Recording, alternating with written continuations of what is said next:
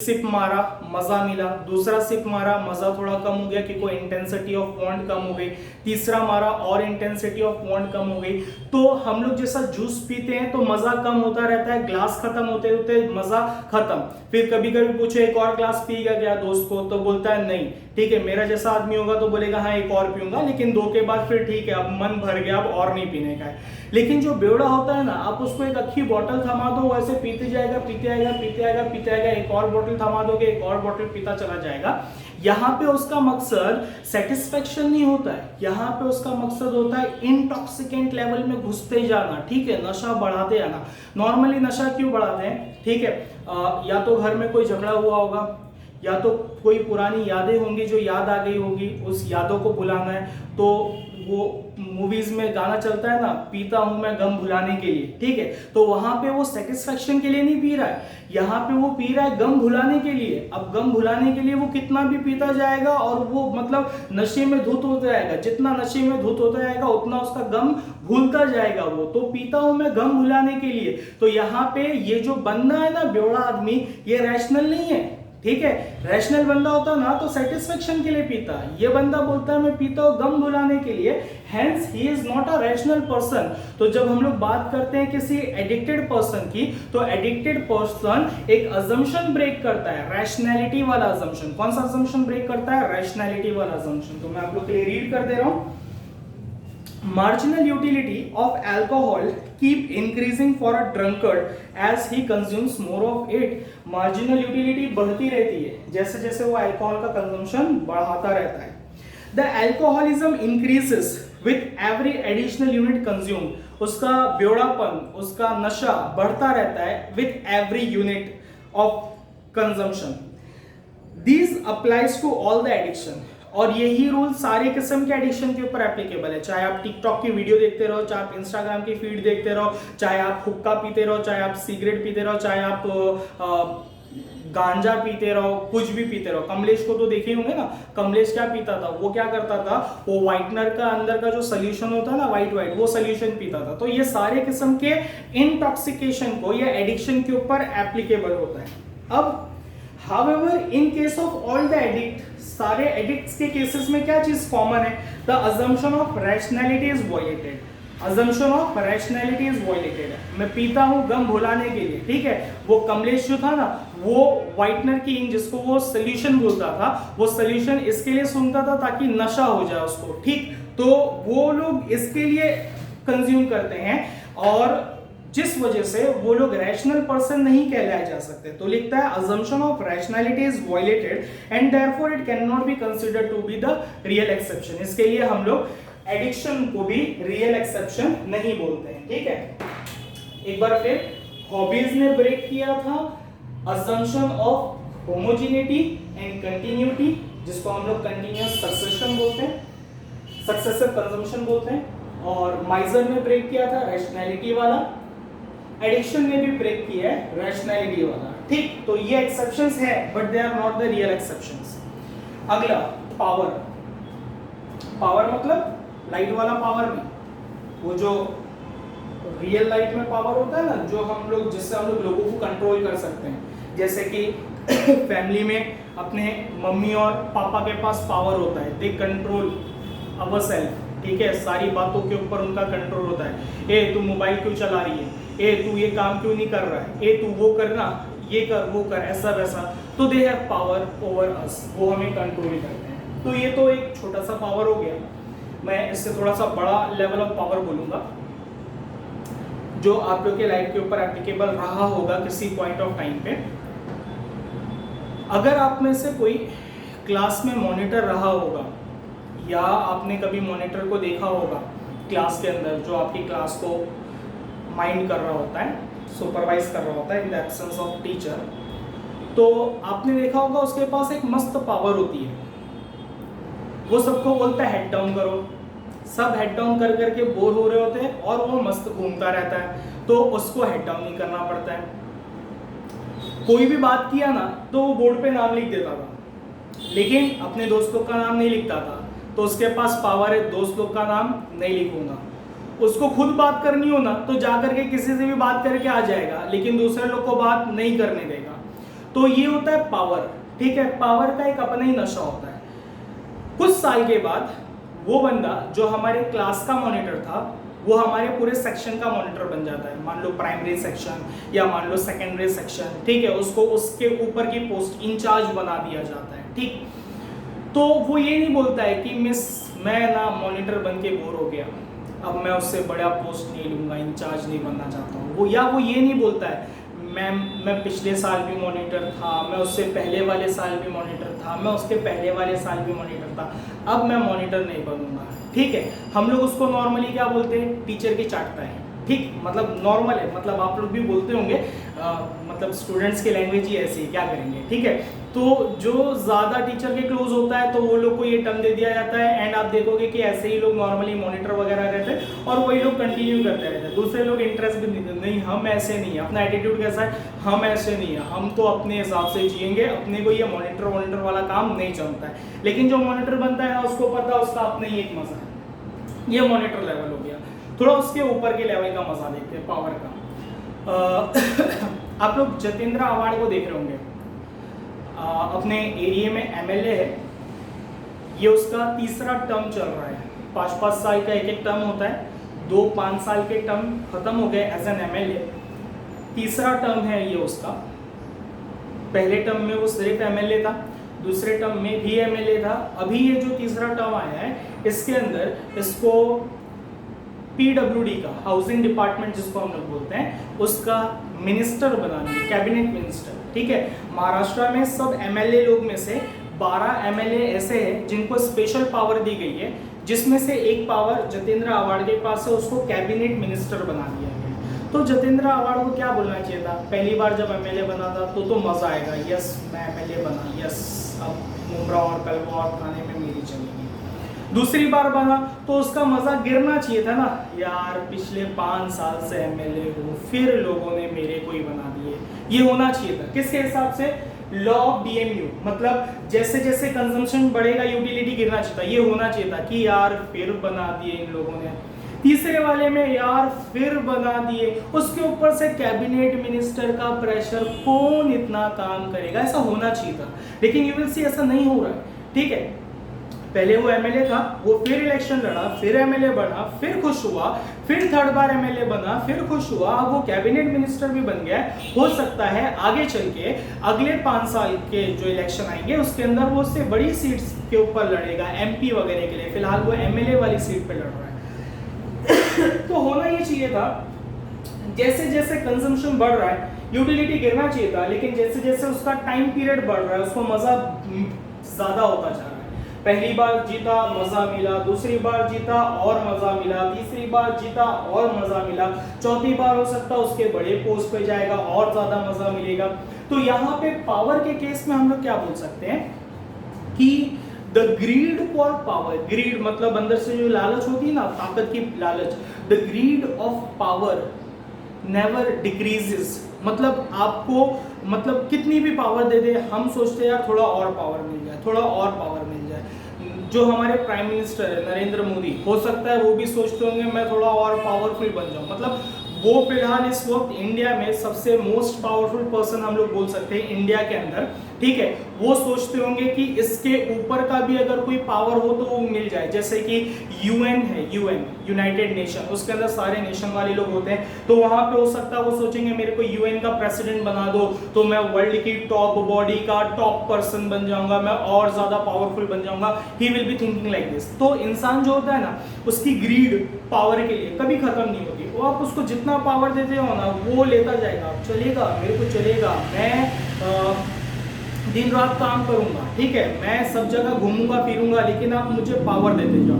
तो यहाँ पे पावर के केस में भी हम लोग बोलेंगे कि ठीक है कि ये एक एक्सेप्शन है, आप पावर इंक्रीज करते जाओ किसी भी पर्सन की, उसका मजा इंक्रीज होता जाएगा, इट इज एन एक्सेप्शन। लेकिन मैं बोलूंगा यहाँ पे रैशनैलिटी वाला अजम्पशन ब्रेक हो रहा है, क्योंकि जब पावर दी जाती है ना तो पर्सन रैशनल नहीं होता है, वो अपने पावर के नशे में चूर रहता है, ठीक है। हम लोग बोलते हैं बड़ा घमंड है इसको अपने ओहदे का, किस बात की तेरे को घमंड है, तो नॉर्मली ये वैसा होता है, इस कुर्सी की घमंड है ना तुझे, ये कुर्सी मैं छीन लूंगा। नॉर्मली बॉलीवुड मूवी में दिखाता है तेरी कुर्सी मैं छीन लूंगा। तो वो जो कुर्सी का पावर होता है ना, तो जब वो कुर्सी का पावर बढ़ता जाता है ना, तो कुर्सी के पावर का जो नशा होता है ना, वो एक अलग ही होता है।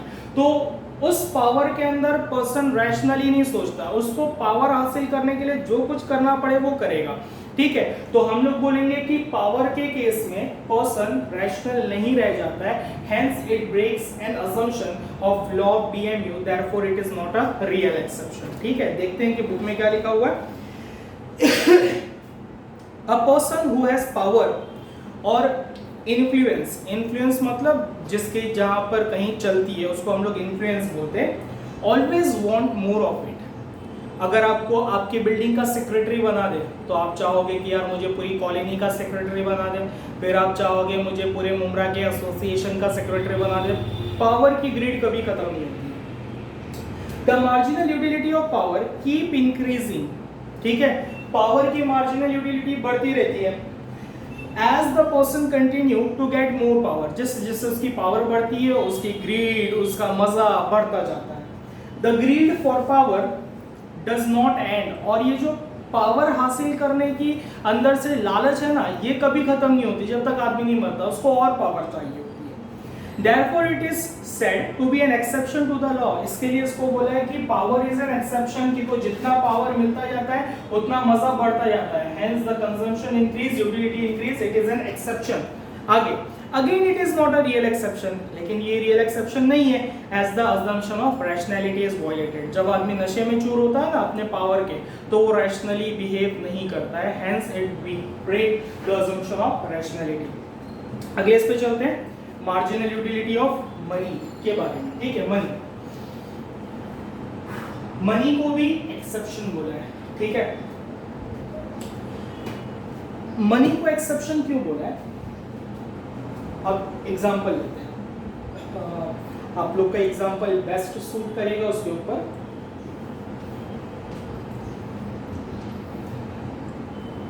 एग्जाम्पल के तौर पे आप जॉब पे लग जाते हैं एंड आप सैलरी अर्न करने लगते हो, एंड पहले साल आपकी सैलरी 15,000 है एज अ फ्रेशर। तो बोलो आपको मजा आएगा कि नहीं? सर कैसी बात कर रहे हो, इतना मजा आएगा, इतना मजा आएगा, खुद की कमाई है सर, पहली बार जिंदगी में 15,000 रुपए कमा रहे हो, अब घर वालों के ताने से आजादी मिल रही है, तेरा बाप कमा के लाएगा क्या? अब ऐसा ताना नहीं सुनना पड़ेगा, अब मैं कमा करके लेकर आऊंगा, ठीक है। तो 15,000 रुपए जब आपको पहले सैलरी मिलेगी, आपको मजा आएगा, बहुत फैंटास्टिक मजा आ रहा है। हर साल इंक्रीमेंट होता है, तो इंक्रीमेंट नॉर्मली मार्केट के अंदर 10% होता है, लेकिन आपने क्या किया, आपने दिमाग लगाया, आपने ना कंपनी स्विच किया और दूसरी कंपनी में गया। तो जब आप कंपनी चेंज करो तो इंक्रीमेंट ज्यादा मिलता है, वरना वो बोलेगा कि मैं पुरानी कंपनी में नहीं काम करूँ, तेरी कंपनी में क्यों हूँ। तो अब उसने सेकंड कंपनी ज्वाइन किया 1 साल बाद, तो अब उसको पगार जो मिल रही 25। तो आप बताओ, आप ही बताओ, ठीक है, आप ही सोचो कि आपकी पगार बढ़ेगी तो आपको मजा बढ़ेगा या मजा कम होगा? तो आप लोग बोलोगे सर कैसी बात है, लक्ष्मी की बात कर रहे हो, लक्ष्मी आ रही है और फिर बुरा क्यों लगेगा, मजा बढ़ता जाएगा। तो आप लोग का मजा बढ़ गया। थर्ड ईयर आपने फिर एक कंपनी चेंज की और आपकी पगार हो गई 35,000, तो फिर मजा सर बढ़ेगा, बट ऑब्वियस पैसा बढ़ रहा है। फिर फोर्थ ईयर आपने एक और कंपनी ज्वाइन कर ली पुरानी वाली छोड़ करके, अब आपकी सैलरी हो गई 50,000। आप बोलोगे सर अब तो मैं आसमान में घूम रहा हूं, ठीक है, एंड सो ऑन। तो आप लोग यहाँ पे देखोगे जैसे जैसे मनी इंक्रीज होता जा रहा है, उससे मिलने वाला मार्जिनल यूटिलिटी गिर नहीं रही है, उल्टा बढ़ रही है। तो जैसे जैसे आप लोग का कंजम्पशन बढ़ेगा और मार्जिनल यूटिलिटी भी बढ़ेगी, उसको हम लोग बोलेंगे it is an exception to the law of DMU. तो हेंस हम लोग बोलेंगे कि money is an exception to the law of DMU, ठीक है। लेकिन इसके अंदर भी हम लोग बोलेंगे it is not a real exception. क्यों रियल एक्सेप्शन नहीं है? Because there is a time gap, continuous consumption नहीं है, ठीक है। और एक और चीज है इसके अंदर, इसकी पॉइंट थोड़ी सी लेंथी है, मैं आप लोग के लिए रीड कर दे रहा हूं, देखते हैं कि इसके अंदर क्या लिखा हुआ है। Marginal utility of money never become zero, ये बात मैं लास्ट में डिस्कस करूंगा।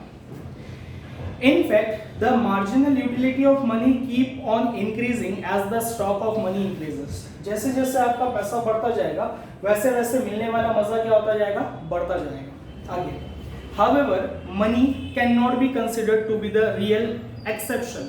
तो पहले उसने क्या बताया, जैसे जैसे पैसा बढ़ेगा वैसे वैसे मजा बढ़ेगा, तो it is an exception but it is not a real exception. दो वजह, पहला, money does not have a single use, therefore it violates one of the basic assumption of law of DMU। ठीक है, हमने कल एक पॉइंट पढ़ा था सिंगल बॉन्ड का, वहां पे क्या लिखा हुआ था कि हम जिस कमोडिटी को इस्तेमाल कर रहे हैं वो कमोडिटी सिंगल बॉन्ड सेटिस्फाई करना चाहिए, जिसमें मैंने आपको बोला था इलेक्ट्रिसिटी का एग्जांपल, हम लोग दिन भर इलेक्ट्रिसिटी यूज कर रहे हैं, तो क्या होना चाहिए था, इलेक्ट्रिसिटी यूज करते करते with every increase in consumption हमारी यूटिलिटी गिरना चाहिए ना, लेकिन हम लोग इलेक्ट्रिसिटी को अलग अलग पर्पस के लिए इस्तेमाल कर रहे हैं, कभी टीवी चला रहे, कभी ओवन चला रहे, कभी फ्रिज चला रहे, कभी मोबाइल को चार्ज कर रहे, कभी इन्वर्टर को चार्ज कर रहे, कभी फैन चला रहे, कभी ट्यूबलाइट चला रहे, and so on various needs. तो जब किसी कमोडिटी का वेरियस नीड होता है ना, तो उस कमोडिटी को यूज करते करते थकते नहीं। आपको कभी जिंदगी में ऐसा फील नहीं होगा यार इलेक्ट्रिसिटी इतना इस्तेमाल कर लिया थक गया मैं इस्तेमाल कर करके, ठीक है। खाने के साथ आपको फील होता बहुत खा लिया थक गया, किसी क्लॉथ को पहन करके आपको एक टाइम के बाद लगता है यार बहुत पहन लिया थक गया, ठीक है। स्कूल बैग रोज ले जा के आपको ऐसा लगता है यार ये पुराना हो गया थक गया अब नया चाहिए। तो आप हर कमोडिटी में ये चीज देखोगे बिकॉज उसका सिंगल यूज था। आप स्कूल का बैग सिर्फ स्कूल बैग पे ले जा रहे थे, बोर हो गए जाके, आप एक ही कपड़ा पहन रहे थे, आप बोर हो गए वहां पर। लेकिन इलेक्ट्रिसिटी के मल्टीपल यूज होते हैं, इसके लिए आप कभी बोर नहीं होते। इसी तरह पानी, आपको कभी ऐसा महसूस हुआ यार बहुत पानी इस्तेमाल कर रही है अब पानी बंद, ठीक है, नहीं है पानी बंद किया मर जाएगा भाई क्या पिएगा, ठीक। तो आप पानी को भी इस्तेमाल करते हो और बहुत इस्तेमाल करते हो क्योंकि उसके भी मल्टीपल यूज है, खाने में, पीने में, कपड़े के धोने में, ठीक है, अपने नहाने में, तो पानी के भी मल्टीपल यूज है। तो जहां पर भी मल्टीपल यूज होता है ना वहां पर यूटिलिटी नहीं गिरती है, तो हम लोग बोलेंगे कि hence money is not real exception because it's violate the assumption of single use. आप पैसे को कहां नहीं इस्तेमाल कर सकते अब बोलोगे सर पैसे को कहां नहीं इस्तेमाल कर सकते, ये बताओ। आज के मॉडर्न टाइम पे पैसा जो है हर जगह इस्तेमाल होता है। आपको कोई भी छोटी से बड़ी चीज परचेस करनी हो ना आपको पैसा लगेगा, मतलब आप पैसे से चॉकलेट खरीद सकते हो, पैसे से केक खरीद सकते हो, पैसे से आप खाना खरीद सकते हो, पैसे से आप चिकन खरीद सकते हो। मैं खाने की चीजें गिना दूं ना तो अनलिमिटेड नंबर ऑफ खाने की चीज आ जाएगी। तो ऐसी मतलब दुनिया की हर चीज पैसे से ली जा सकती है, मतलब मनी का मल्टीपल यूज है, hence it break the assumption of single bond. दूसरा क्या चीज लिखा उसके अंदर, after a certain point of time the marginal utility of money for a rich person reduce as his stock of money keep increasing। ये अमीरों के लिए एप्लीकेबल है, हमारे लिए नहीं। अगर आप भी अमीर होगे तो अलग बात है। देखिए यहाँ पे क्या लिखा है, अमीर का बैंक बैलेंस एग्जांपल के तौर पे पहले साल में उसका बैंक बैलेंस था 1.5 लाख, मजा आया। दूसरा साल एंड होते होते उसका बैंक बैलेंस हो गया 2.5 लाख, उसका मजा कम होगा बढ़ेगा, ही विल फील यार पैसा बढ़ गया मजा बढ़ा। फिर 3.5 लाख मजा बढ़ेगा, फिर बढ़ेगा, एक पॉइंट आएगा उसके बैंक बैलेंस में ना 5 करोड़ रुपए, मतलब उसका बिजनेस इतना फ्लरिश हुआ। धीरूभाई अंबानी, ठीक है, वो पेट्रोल पंप पर काम करता था, तो पेट्रोल पंप पे काम करता था तो आप एक्सपेक्ट कर सकते हो उसकी सैलरी 15,000 रुपए रही होगी, साल में सेव कर करके 1 लाख रुपया 1.5 लाख रुपया सेव कर पाता होगा। अगले साल फिर सेव किया 2.5 लाख पे पहुंचेगा, लेकिन उसका दिमाग चला, उसकी नसीब बड़ी तेज थी, आज वो millionaire billionaire and one of the top most richest person of India में आता है, ठीक है, आता है ना। तो अब उसका बैंक बैलेंस 5 करोड़ हो गया। पहले जब वो जॉब करता था धीरूभाई अंबानी, तो वो टाइम पे उसने सोचा होगा कि पैसा कहाँ खर्चा करूं, मेरी फैमिली है, 2 बच्चे हैं, इनको पढ़ाना है एंड सो ऑन, ये बहुत सोचता होगा कि कहाँ खर्चा करूं कहाँ नहीं करूं। लेकिन अब उनके बेटे लोग के, या धीरूभाई अंबानी जब जिंदा था तभी उनके पास बहुत पैसा आ गया था, तो जब उसके बैंक में 5 करोड़ रुपया रहा होगा ना तो वो सोचेगा क्या, 2 बेटे हैं उनकी पढ़ाई करानी है, नहीं सोचेगा। एग्जाम्पल के तौर पर सबने 3 इडियट देखा होगा, उसके अंदर जो उसका एक तीसरा दोस्त होता है राजू, उसके घर का सिचुएशन दिखाता है, तो एक गरीब माँ, एक बहन जिसकी शादी कर रही है, एक बाप जो बीमार है, ठीक है, ऐसा उसके घर का सिचुएशन दिखाता है। तो पुअर पर्सन विल थिंक, लेकिन मान लो कि राजू को लॉटरी लग जाए, ठीक है, तो वो टाइम पे राजू नहीं सोचेगा कि कहाँ खर्चा करूं कहाँ खर्चा ना करूं, ठीक है। माँ अब काम नहीं करेगी, अब घर में काम वाली आएगी, बहन की अब शादी होगी, बाप का अब इलाज होगा, तो वो ये नहीं सोचेगा कहाँ खर्चा करो।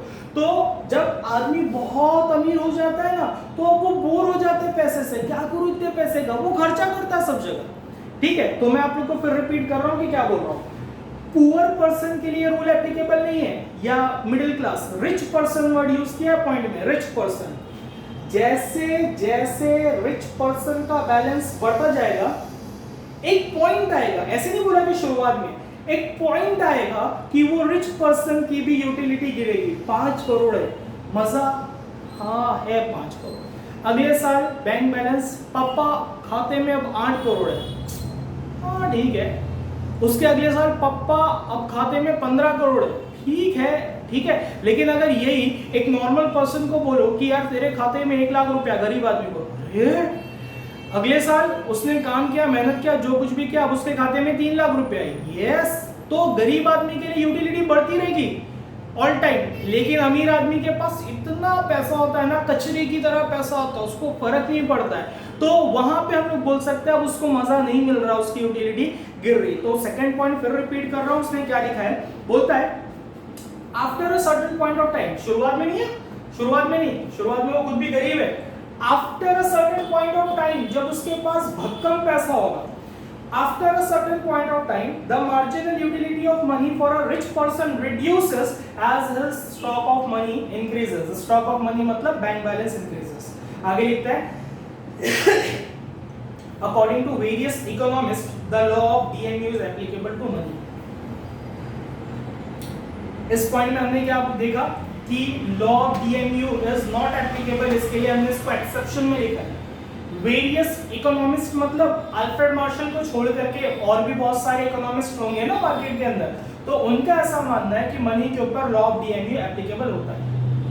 अच्छा, पहली लाइन जो थी जिसको मैंने स्किप किया था, marginal utility of money never become zero, इसका क्या मतलब होता है? जीरो, मार्जिनल यूटिलिटी जीरो होती है, it means I am fully satisfied. 5वें चॉकलेट पे याद है क्या हुआ था? 5वें चॉकलेट, जिसने पुराने लेक्चर्स नहीं देखा वो लोग नहीं सोच पाएंगे, तो पहले पुराने लेक्चर्स देखना तो लिंक बैठेगा।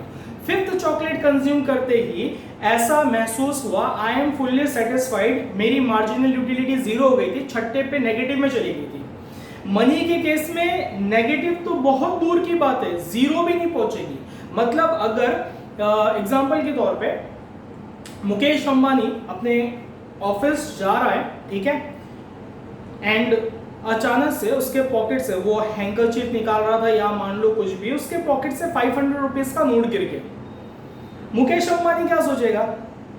गिर गया, गिर जा, ऐसा सोचेगा क्या? नहीं, वो पिक करेगा, वो उठाएगा उसको। अगर 10 रुपए की भी नोट होती ना तो भी वो उठाता। आप लोग बोलोगे सर 10 रुपया, मुकेश अंबानी 100 करोड़ की प्रॉपर्टी, उसने समवेयर अपने बेटे की शादी के अंदर कुछ 125 करोड़ खर्चा किया था और वो उसके वेल्थ का 0.25%, ऐसा कुछ मैंने सुना था, डेटा हो सकता है ऊपर नीचे फ्लक्चुएट करेगा, लेकिन बहुत खर्चा किया अपने बेटे की शादी में, लेकिन फिर भी वो 10 रुपया उठाएगा, क्योंकि वो ये नहीं बोल सकता कि 10 रुपये का क्या करूं, आई am fully satisfied. Mukesh Ambani उठाएगा 10 रुपया वो, ठीक है। तो मनी की मार्जिनल यूटिलिटी जीरो नहीं हो सकती, कितना भी अमीर आदमी हो, कभी ये नहीं बोलेगा अब मैं पैसा नहीं कमाना चाहता, अब मेरा पेट भर गया, अब मैं पैसा नहीं जमा करना चाहता। तो मनी की मार्जिनल यूटिलिटी कभी जीरो टच नहीं होती, मतलब never a person is satisfied कि भाई अब पेट भर गया, उसको आन दो, जितना पैसा आता है ना आन दो।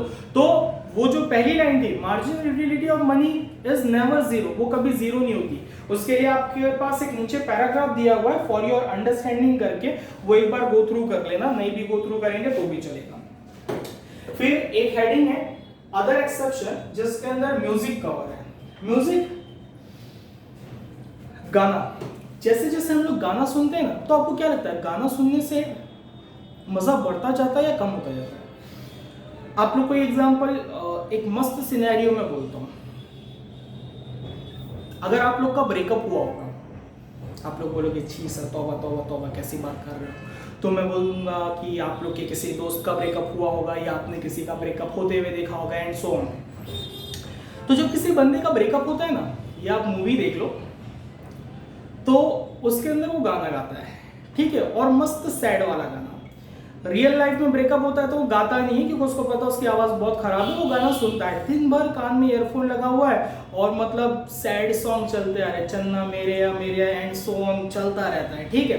तो म्यूजिक जितना गाना सुनता है उतना रोता रहता है और उतना मतलब उसी में डूबा रहता है। ये नहीं होता है कि यार निकाल करके फेंक दिया, 3-3 घंटा 4-4 घंटा, दोस्तों को अभी क्या कर रहा है, अरे यार मत बोल, दिल टूटा हुआ है यार, बस मुझे अकेला छोड़ दे, मैं और मेरा गम, और वो गाना सुनते रहता है। मतलब इतने मतलब उसके आप प्लेलिस्ट देखोगे ना, तो प्लेलिस्ट में खाली सैड सॉन्ग होते हैं, एक के बाद दूसरा चलता रहता है, गाना सुन रहा है।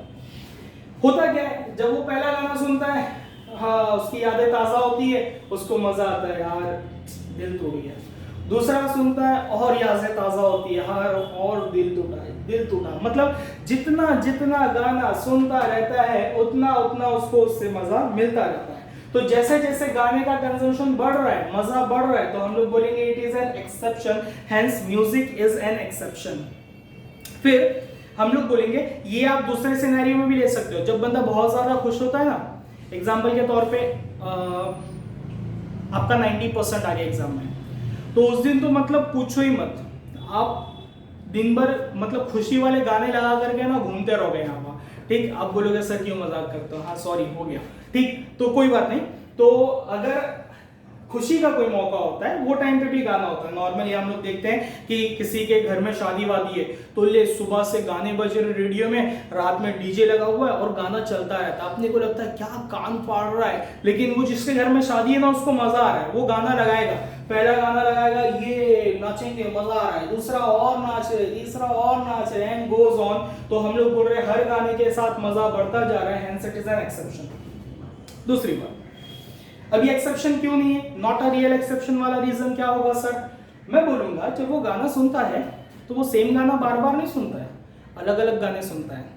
कभी जगजीत सिंह के सुनेगा, कभी किसी के सुनेगा, कभी किसी के सुनेगा, या उसी बंदे के सुनेगा तो उसके अलग अलग गाने सुनेगा। बहुत सारे सैड सॉन्ग होते हैं, ठीक है, तो वो बार बार अलग अलग गाने सुन रहा है, hence he is breaking the assumption of homogeneity, ठीक। फिर मान लो उसने 3 घंटा गाना सुना, अलग अलग गाना, फिर वापस आएगा और वही प्लेलिस्ट फिर शुरू कर दिया। आप बोलोगे सर होमोजेनिटी, सेम प्लेलिस्ट सुन रहा है लेकिन फिर भी मजा आ रहा है, तो मैं बोलूंगा कंटिन्यूअस सक्सेशन खत्म हो गया है, ठीक है। मतलब बैक टू बैक सुनना चाहिए था ना, उसने गैप मारा, मतलब 3 घंटा सुना, फिर अगले दिन फिर सुबह में वापस 3 घंटा सुनने बैठ गया, तो वहां पे टाइम गैप आ गया, कंजम्पशन के बीच में टाइम गैप आ गया, मतलब लॉ ऑफ कंटिन्यूअस सक्सेशन जो है वो खत्म हो गया, कंटिन्यूअस कंजम्पशन खत्म हो गया। तो यहाँ पे भी हम लोग बोलेंगे it is not a real exception. तो लिखता है the law may not apply to music as repeated hearing of song may give more satisfaction to the listener। जैसे जैसे वो गाना सुनता जाएगा ना, वैसे वैसे उसको मजा आता जाएगा। However, here assumption of homogeneity and continuity is violated। अलग अलग गाने सुन रहे हैं और ब्रेक ले लेके सुन रहे हैं, तो होमोजेनिटी और कंटिन्यूटी ब्रेक हो रही है। लास्ट है बुक। कुछ लोग होते हैं जिनको बुक्स रीड करने में मजा आता है, ठीक है, जिसको हम लोग अपने टर्म में किताबी कीड़ा बोलते हैं, ठीक। अब वो किताब कैसी भी हो सकती है, हमारे लेवल पे बात करेंगे, स्टूडेंट्स के लेवल पे, तो वो कॉलेजेस की बुक हो सकती है। अगर पढ़ाई पूरी हो गई है और फिर भी उसको रीड करना अच्छा लगता है, तो वो क्या करेगा, कभी न्यूज़पेपर रीड करेगा, कभी कोई नॉवल की बुक खरीद लेगा, कभी कोई मॉडल की बुक खरीद लेगा, कभी कुछ खरीद लेगा और रीड करता रहेगा। आप लोग बोलोगे सर ऐसे लोग एग्जिस्ट करते हैं? हाँ, कुछ लोग ऐसे होते हैं। आप लोग देखोगे तो एयरपोर्ट पे या कभी कभी रेलवे स्टेशन पे या बस स्टॉप पे कुछ लोग लेकर के पढ़ते रहते हैं, कुछ नहीं तो न्यूज़पेपर हाथ में होता है। तो होते हैं कुछ लोग जिनको बुक्स का और मतलब रीडिंग का शौक होता है, तो वो लोग करते हैं। तो जैसे जैसे वो लोग रीड करते जाते हैं ना बुक्स, वो लोग को मजा पड़ता रहता है, ठीक। एग्जांपल के तौर पे अगर मैं बात करूं हैरी पॉटर, तो हैरी पॉटर की है ना 7 बुक मार्केट में लॉन्च हुई थी, जेके रॉलिंस ने लॉन्च किया था। पहली बुक लॉन्च हुई, उसके कुछ टाइम के बाद दूसरी बुक एंड सो ऑन। तो हर बुक के लिए ना लोगों के अंदर एक अलग सा क्रेज रहता था, यार कब लॉन्च होगी बुक, यार कब लॉन्च, लोग बेसब्री से इंतजार करते थे बुक आने का, और जैसे ही बुक मार्केट में लॉन्च होती थी ना, हाथों हाथ बिक जाती थी, मतलब यहाँ बुक आई और वहाँ पे बुक बिक गई, और अच्छे प्राइसेस में बिकती थी, ठीक है, धीरे धीरे। तो जिनको बुक्स पढ़ने का शौक होता है, पहली हैरी पॉटर की बुक पढ़ेगा, मजा आया, दूसरी बुक पढ़ेगा और मजा आया कि स्टोरी इंटरेस्टिंग होती आ रही, तीसरा और मजा, चौथा और मजा, पांचवा, छठा, एंड जैसे जैसे वो एंड पर जाएगा ना, क्लाइमेक्स बढ़ता जाएगा, मजा बढ़ता जाएगा, ठीक। तो जैसे जैसे वो बुक्स रीड करता जा रहा है, मजा बढ़ता जा रहा है, hence it is not a real exception, ठीक है। अब मैं बोलूंगा hence it is an exception, कि को मजा बढ़ रहा है, hence it is an exception. अब मैं बोलूंगा it is not a real exception, क्यों? क्योंकि जब कोई भी बंदा बुक रीड करता है ना, तो वो सेम बुक बार बार नहीं रीड करता है। एग्जाम्पल के तौर पर स्टूडेंट्स की बात करूं तो आप लोग बोलोगे सर साल भर वही पढ़ना पड़ता है ना। आप 11th स्टैंडर्ड में अलग पढ़ते थे बुक, अब 12th में आप अलग पढ़ रहे हो, तो आपका नॉलेज बढ़ रहा है, ठीक है। अगर मैं बात करूं हैरी पॉटर की बुक की, तो हर बार वो अलग अलग एडिशन पढ़ रहा है, पहली वाली एडिशन में कुछ था, दूसरे वाले में आगे की स्टोरी, तो उसके बाद आगे की स्टोरी, तो मैं बोलूंगा होमोजेनिटी ब्रेक हो रही है।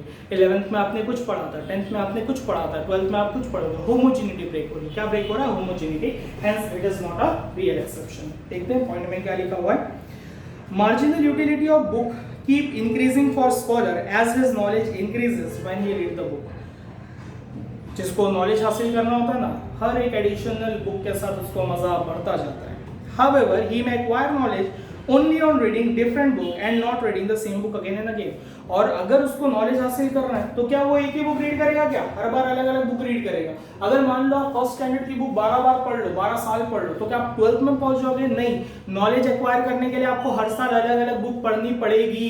आप ये नहीं बोल सकते एक ही बुक में 12 साल पढ़ता हूं, मैं 12th में पहुंच जाऊंगा फर्स्ट स्टैंडर्ड से, ऐसा नहीं होगा, ठीक है।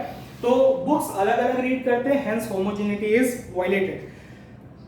अब उसने ना शॉर्ट में एक चार्ट बना दिया है, एक्सेप्शन, हॉबी, वो क्या क्या तोड़ा? Homogeneity, continuity, miser, rationality break किया, पैसा बचाना है, एडिक्शन, पीता हूं गम भुलाने के लिए, रैशनैलिटी ब्रेक कर रहा है, पावर, नशे में चूर है अपने पावर के, रैशनैलिटी ब्रेक कर रहा है, मनी, पैसा से क्या कुछ नहीं खरीद सकते हो, सिंगल यूज ब्रेक कर रहा है, म्यूजिक, होमोजेनिटी एंड कंटिन्यूटी, ठीक है, बार बार अलग अलग गाने सुन रहा है, गम वाले वाले से लेकिन अलग अलग और गैप ले लेके सुन रहा है। बुक होमोजेनिटी ब्रेक करता है कि को नॉलेज एक्वायर करने के लिए आप हर बार अलग बुक रीड करते हो। इन शॉर्ट कंक्लूजन लिखा हुआ है, all this exception to the law of DMU are only apparent, मतलब ये खाली है ना नाम के, ये जो एक्सेप्शन है ना ये खाली नाम के, अपैरेंट मतलब खाली नाम के। They violate some or other assumption of the law, hence they are not the real exception. ये कोई ना कोई हमारे लॉ के assumption को ब्रेक कर रहे हैं, इसके लिए ये रियल एक्सेप्शंस नहीं। ठीक, चैप्टर अपना खत्म हो जाएगा। 3 क्वेश्चन इसके अंदर और हैं, क्रिटिसिज्म, इंपॉर्टेंस और relationship between MU and price. Chapter खत्म हो जाएगा। होप कि आप लोग घर पे याद कर रहे होंगे, ठीक है। टाइम वेस्ट मत करना, बुक्स आ गई है, बुक्स कलेक्ट कर लो, धन पढ़ना शुरू कर दो, ठीक है। Thank you very much.